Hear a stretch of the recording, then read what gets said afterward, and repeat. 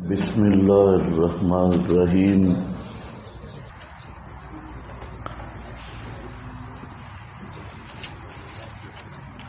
وَإِذْ نَجَّيْنَاكُمْ مِنْ آلِ فِرْعَوْنَ، نوع اول میں نے کہا 5 انواع آئیں گے، اور نوع اول اس میں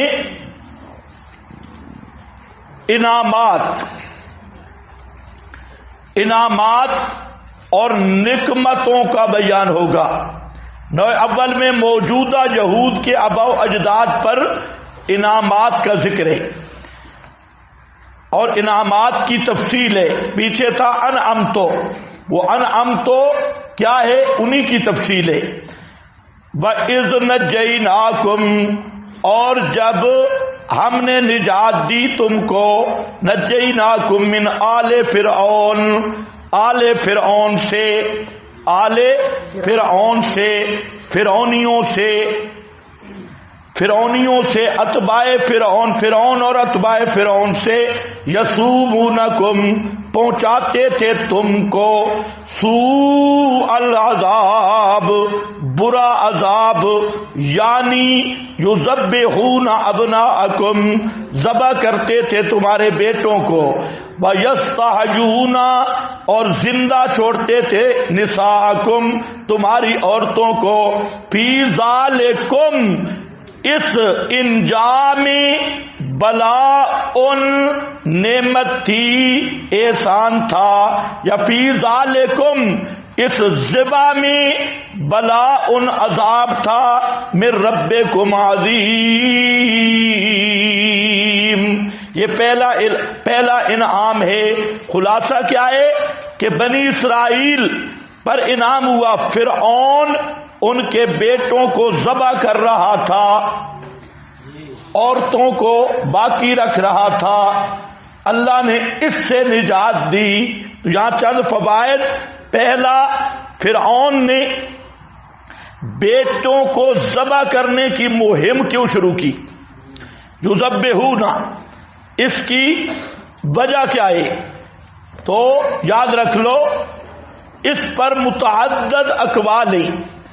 آپ کے پاس حاشیہ یہ ذرا دیکھ لیں، اس میں تفصیل آپ کو ملے گی کہ وَاخْتَلَفُوا، اچھا نہیں،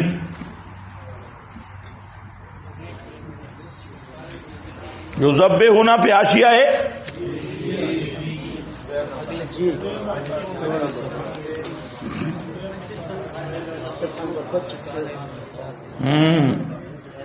یہ ذرا خیال رکھو۔ عام طور پہ مشہور ہے کہ فرعون کو نجومیوں نے خبر دی تھی، نجومی، یہ گپ پہ۔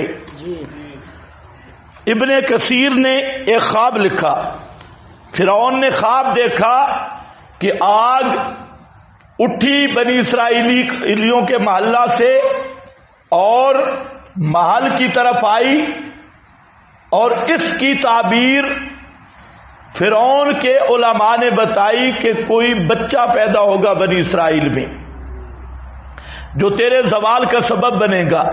یہ خواب ابن کثیر وغیرہ نے لکھا، لیکن اصل بات یہ ہے جو حضرت عبداللہ ابن عباس نے کی، اور وہ یہ تھا کہ فرعون کو کتب سابقہ کی بشارات کا علم ہوا، سابقہ کتب میں، صحائف میں یہ بات حضرت موسیٰ کی آمد کی خوشخبری درج تھی، احوال درج تھے۔ تو اس پیشین گوئی کا جب فرعون کو علم ہوا تو اس نے تدارک کے لیے ذبح ابناء کا پروگرام شروع کیا۔ اس پر کون ہے؟ حضرت عبداللہ ابن عباس فرماتے ہیں، اِنَّ فِرْعَوْنَ وَقَوْمَهُ تَذَاكَرُوا وَعْدَ اللَّهِ لِإِبْرَاهِيمَ، انہوں نے یاد کیا، آپس میں مذاکرہ کیا، اللہ نے جو ابراہیم سے وعدہ کیا تھا ان یجعل فی ذریتہ انبیاء وملوکا، کہ حضرت ابراہیم کی اولاد میں انبیاء اور بادشاہ پیدا کرے گا، فامر عند ذالک، اس وقت اس نے حکم دیا بذبح الذکور من المولودین فی بنی اسرائیل، تو اس وقت فرعون نے حکم دیا کہ اسرائیلیوں کے بچوں کو ذبح کر دو۔ تو حاصل کیا نکلا؟ سوال کیا ہے کہ فرعون نے کیوں حکم دیا تھا ذبح ابناء کا؟ بھائی بولو جی، کیوں حکم دیا تھا؟ ذبح اس میں کتنے اقوال ہیں؟ 3۔ جی، معروف یہ ہے جی نجومیوں نے خبر دی تھی، وہ نجومی، یہ گپوٹیشن ہے، نجومیوں نے خبر دی، نجومیوں کے باپ کو بھی پتہ نہیں۔ جی، بعد نے کہا فرعون نے خواب دیکھا، اور اصل بات یہ ہے ممکن ہے خواب بھی دیکھا ہو، اور اصل بات یہ ہے کہ فرعون نے وہ پیشین گوئیاں ملاحظہ کی، دیکھی، جو حضرت موسیٰ اور انبیاء بنی اسرائیل کے بارے میں حضرت ابراہیم کو خوشخبریاں دی گئی تھی۔ صحائف ابراہیمیہ میں علامہ ابن عطیہ نے حضرت عبداللہ ابن عباس سے یہی قول نقل کیا، اور یہی تفسیر راجح ہے بزرگوں۔ جی، یہ وجہ تھی، جیسے آج پوری دنیا منتظر ہے جی، اسلامی کتب بھی اور یہود نصارہ کی کتب بھی اس امر پہ متفق ہیں کہ انقلاب آ رہا ہے۔ جی، جس زمانے میں آپ بیٹھی ہیں ہماری کتابیں بھی متفق ہیں، روایات اور یہود و نصارہ کی کتابیں بھی متفق ہیں۔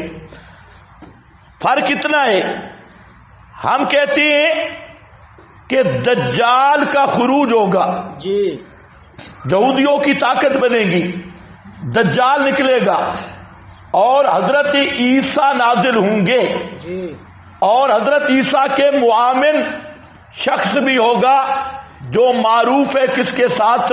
مہدی کے ساتھ، معروف ہے مہدی کے ساتھ۔ اس پر بات میں کروں گا مہدی۔ آج کل کئی لوگ دجال اور مہدی کے بھی منکر ہیں، وہ کہتے ہیں ہمارے ہوتے ہوئے دجال کی کیا ضرورت ہے، ہم موجود ہیں۔ تو پنجاب میں پورا ایک ٹولہ موجود ہے، ابھی خیبر پختونخوا میں بھی سرایت ہوگی کہ دجال کا کوئی دجال نہیں ہے، ہم خود کافی ہے، ہاں؟ اور مادی شادی بھی کوئی نہیں، کیونکہ ہم نے کون سی مادی کی ماننی ہے۔ اور کتب یہود بھی اس بات پہ متفق ہیں، وہ بھی کہہ رہے ہیں ہمارا مسیح آ رہا ہے، وہ دجال کو اپنا مسیح کہتی ہے، یعنی سب کتابیں اس لیے دنیا میں آج وہی چال چلی جا رہی ہے جو فرعون چل رہا تھا کہ ان کے بیٹوں کو قتل کرو۔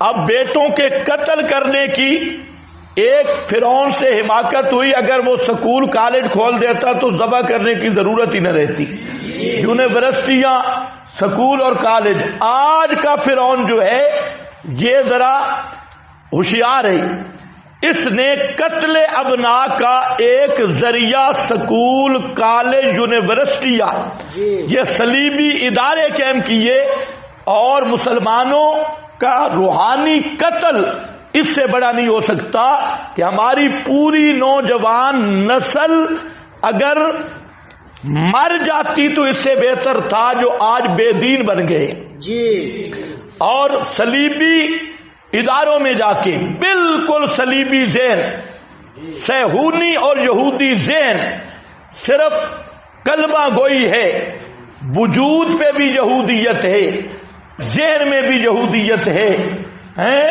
اور پورا ماحول یہودیت عیسائیت کا ہے، حتیٰ کہ سلیب بھی انہوں نے گلے میں ڈالی ہوئی ہے جی اور شلوار انہوں نے اتاری ہے، انہوں نے بھی اتار دی ہے، وہ چھکا چڑھایا ہوا ہے، جو نہ بھی ہو تب بھی کوئی مسئلہ نہیں۔ ہمارے ایک حضرت استاد ہیں بڑے متقی، انہوں سے کسی نے پوچھا کہ پینٹ پتلون میں نماز ہو جاتی ہے؟ انہوں نے فرمایا ہاں، اس کی تو پتہ نہیں پچھلے کی نہیں ہوگی۔ تو بات کسی طرح ہے، نری بے حیائی، فحاشی۔ تو دوسرا مجاہدین کا قتل، جو لوگ دیندار ہیں ان کو قتل کرنے پر پوری نیٹو، پوری مغرب سب متحد ہیں کہ دیندار طبقے کو ختم کرو، اور وہی صورتحال ہے کہ ان کی جو بچیاں ہیں جہاں یہ کافر حملہ کرتے ہیں عورتوں کو اغوا کرتی ہیں اور عورتوں کو اپنے صلیبی مقاصد کے لیے استعمال کرتے ہیں۔ یعنی یہ نہ سمجھو فرعون ختم ہو گیا، آج پھر فرعون کا دور ہے۔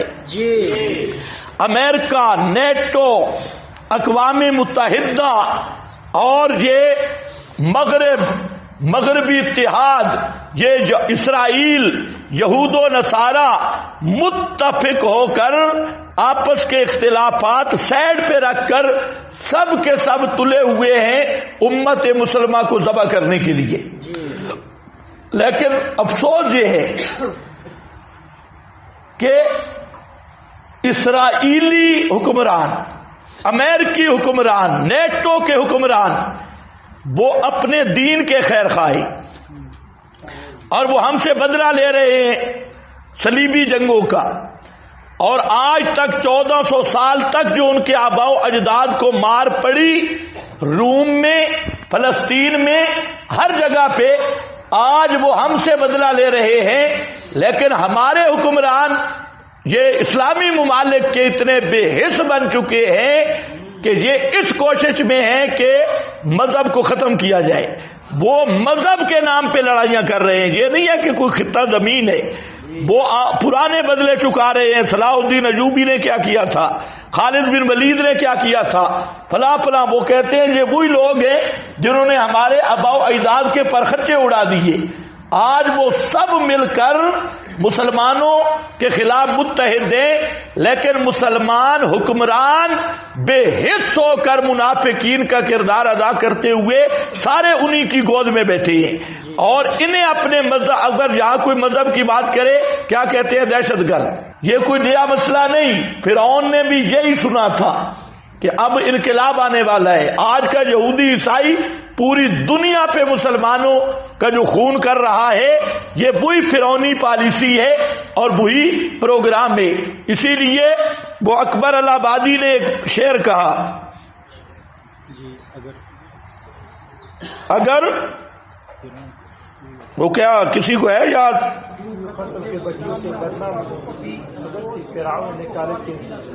فرعون کو کالج کی نہ سوٹی، آزاد نہ ہوتا۔ کیا بات ہے، جو بچوں کے قتل سے بدنام نہ ہوتا۔ اگر وہ کالج یونیورسٹی بنا لیتا تو کیا ضرورت تھی بدنامی لینے کی؟ انہوں نے بنا لیا۔ اب ہمارے اندر صلیبی موجود ہے، صہیونی موجود ہے، اکثر کا ذہن بھی وہی ہے۔ ہم سکول کالج کی پڑھائی کے خلاف نہیں، ہم خود پڑھے ہیں، لیکن وہاں جو ذہن صلیبی دیا جاتا ہے یا صہیونی، اس کے ہم خلاف بات کر رہے ہیں۔ جی ہاں بھائی دیکھو،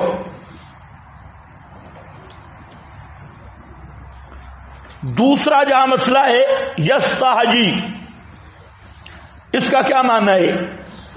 بعض علماء نے کہا کہ حیا کا معنی ہے عورت کی شرمگاہ کی تفتیش کرنا، آپ کے حاشیے پر بھی ہوگا، لیکن اس پر بزرگوں نے رد کیا، امام راضی وغیرہ نے، کہ وہ عورتوں کی شرمگاہیں چیک کرتے کہ یہ حاملہ ہے یا نہیں۔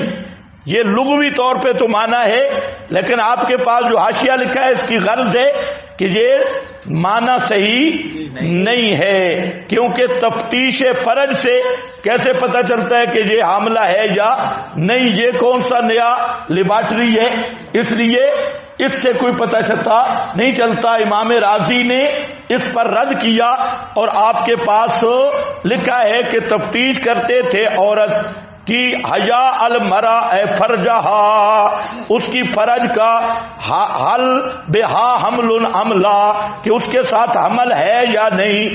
ابتلا ذالکا، یہ جو ہے اس قول کو باطل کیا گیا ہے کہ جو ان کے بطون میں ہے، اذا لم یکن للعیون ظاہرا لم یعلم بالتفتیش، فرج سے تو تب پتہ چلے جب فرج سے خروج ہو، جب آنکھوں سے نہ دیکھے۔ ایسے فرج کی تفتیش سے کیسے پتہ چل سکتا ہے کہ اس میں حمل بھی موجود ہے؟ بلم یوصل الی استخراجہ بالجد، کوئی ہاتھ ڈال کے چیک تو نہیں کرتے تھے، اس لیے امام راضی کہتے ہیں یہ قول صحیح نہیں ہے۔ تو پھر یستحجون کا معنی باقی رکھتے تھے، یذبحون کے مقابلہ میں ایک دوسرا جہاں پر آنا چاہیے بنات، اوپر کیا آیا ابنا، ابنا، تو جہاں کیا لفظ آیا نساء، یہ نساء کیوں آیا؟ یہ ایک مستقل عذاب تھا کہ تاکہ وہ بچیاں بڑی ہو کے عورتیں بنے اور ان کو بے حیائی کے کاموں پہ لگایا جائے، ان سے فحاشی اریانی کا کام لیا جائے۔ یہی کچھ آج ہو رہا ہے دوستو بزرگوں۔ یہ جو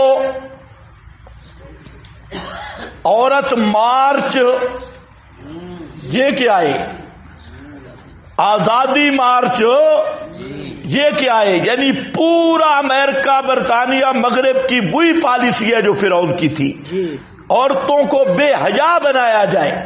آج ہر جگہ پہ عورت کی تصویر نظر آئے گی، جس جہاں سے دیکھو عورت کی تصویر ہے، اور دفتروں میں۔ اور انہوں نے یہ طریقہ اختیار کیا، مرد کی چیکنگ عورت کرتی ہے، عورت کی مرد۔ یہ بھی آپ اسپتالوں میں بھی جائیں اور شناختی کارڈ کے دفتروں میں جائیں، اردا گرد کہ جو عورت ہے اس کا فوٹو مرد کھینچ رہا ہے، اور مرد کا عورت ٹیکہ لگانا ہے تو وہ لونڈیاں آ جاتی ہے، اور وہ ٹیکہ بھی لگانے والی وہ، اور وہ رکھی ہوئی بھی چن چن کے ہوتی ہے تاکہ اگر مریض مر جائے تو سیدھا جائے، آخر پہ بھی بد نظری کر کے ہی جائے۔ اور عمران خان تو بے ہوش ہوا تو اس نے کہا مجھے اللہ نے حوریں دکھائی ہے، بعد میں پتہ چلا نرسیں تھی۔ یہ واقعہ آیا تھا، ایسے نہیں کہہ رہا، پتہ نہیں آپ کو پتہ ہے یا نہیں۔ یہ اس کو جو ٹیکے شیکے لگا اس کی آنکھ کھلی تو اس نے کہا جنت میں ہوں اور سامنے حوریں ہیں۔ بعد میں کسی نے کہا عمران خان یہ جنت نہیں ہسپتال ہی، اور یہ حوریں نہیں یہ نرسیں ہیں۔ تو پھر شیخ رشید کے بارے میں مشہور ہوا، وہ عمران خان سے پوچھتا تھا وہ کون سا ٹیکہ لگا تھا، میں بھی وہی ٹیکہ لگانا چاہتا ہوں، لیکن پتہ نہیں اس نے بتایا یا نہیں بتایا۔ تو پورا ہسپتال میں بے حیائی، دفتر میں بے حیائی، اور عورتیں، اور پھر لباس، اور پھر بازار، اور یہ پورا ماحول فرعونی بن رہا ہے۔ اس کا مقصد بھی تھا کہ عورتوں کو بے حیا بنانا، بڑی ہو کر فحاشی کے اڈے، اور یعنی یہی مقصد ہے مغرب کا۔ اس کو نام دیا ہے آزادی نسواں، آزادی نسواں۔ اور کتنے بے حیائی کے نعرے، میرا جسم میری مرضی، میرا جسم میری مرضی۔ اب یہ تو عورت کا حق ہے، اور عورت اور مردوں کے حقوق برابر ہیں۔ اب کوئی مرد بھی کھڑا ہو جائے وہ کہے میرا جسم میری مرضی، وہ بھی میرا جسم میری مرضی، تو خیر نہیں ہوگی۔ تو میرا جسم میری مرضی، یہ اور اس کے لیے پوری تنظیمیں کام کر رہی ہیں.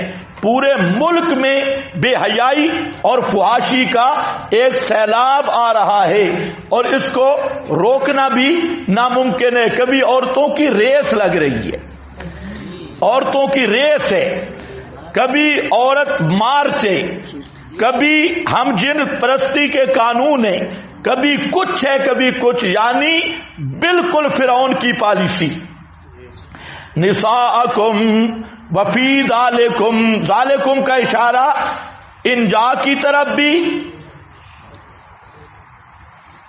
تو پھر بلا ان کا معنی ہوگا نعمت، اور ذالکم کا اشارہ ذبح کی طرف بھی، تو بلا ان کا معنی ہوگا عذاب. من ربکم ہو گیا. وَإِذْ فَرَقْنَا